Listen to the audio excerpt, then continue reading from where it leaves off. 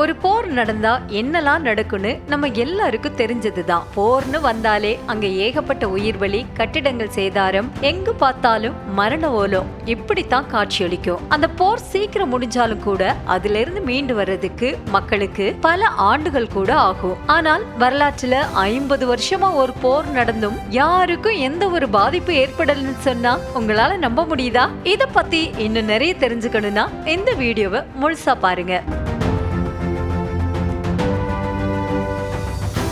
1970 காலகட்டத்தில் கனடா மற்றும் கிரீன்லாந்து இந்த ரெண்டு நாடுகள்ல இருந்தும் ஹான்ஸ் தீவு சுமார் 18 கிலோமீட்டர் தூரத்துல இருந்துச்சு. இதனால சர்வதேச சட்டத்தின்படி எந்த நாடும் சட்டப்பூர்வமா இந்த ஹான்ஸ் தீவை உரிமை கோர முடியாது. ஆனா சரியா 1984 ஆண்டுல கனடா இந்த தீவுல தங்களோட நாட்டோட கொடியை ஏத்தி அந்த நாட்டோட ஒரு பாட்டில் ஸ்பெஷல் விஸ்கியையும் விட்டுட்டு போயிருக்காங்க. அந்த தீவு கனடா நாட்டுக்கு சொந்தமானதுன்னு உரிமை கோரும் நடவடிக்கையா இந்த செயல் பார்க்கப்பட்டுச்சு.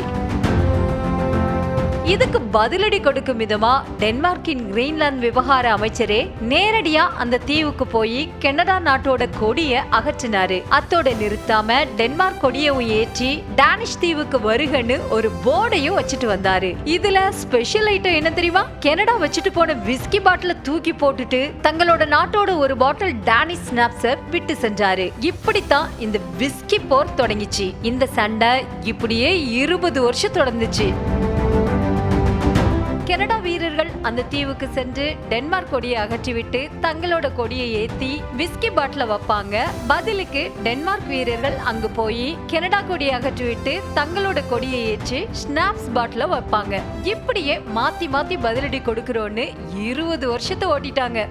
இதுக்கப்புறமா 2022 வருஷம் ஜூன் மாதம் ஒரு பெரிய பேச்சுவார்த்தைக்கு பின்னாடி இந்த விஸ்கி போர் முடிவுக்கு வந்துச்சு. இந்த ரெண்டு நாடுகளுக்குமே ஹான்ஸ் தீவு பாதியா பிரிக்கப்பட்டு ஒப்பந்தம் போடப்பட்டுச்சு. அதோடு இல்லாம போர் முடிச்சுக்கிற விதமா கனடா வெளியுறவு அமைச்சர் மெலனி ஜோலி டென்மார்க் அமைச்சருக்கு விஸ்கியை கொடுத்தார். பதிலுக்கு டென்மார்க் வெளியுறவு அமைச்சர் ஜெஃபே கோஃபோர்ட் கனடா நாட்டின் அமைச்சருக்கு ஸ்னாப்ஸை கொடுத்தார். இப்படியா ஒரு 50 வருஷம் போர், உயிர் சேதம், பொருள் சேதனை எதுவுமே இல்லாம அட இப்படி கூட ஒரு போர் நடக்குமா அப்படின்னு ஆச்சரியப்படுற அளவுக்கு நடந்து முடிஞ்சிருக்கு.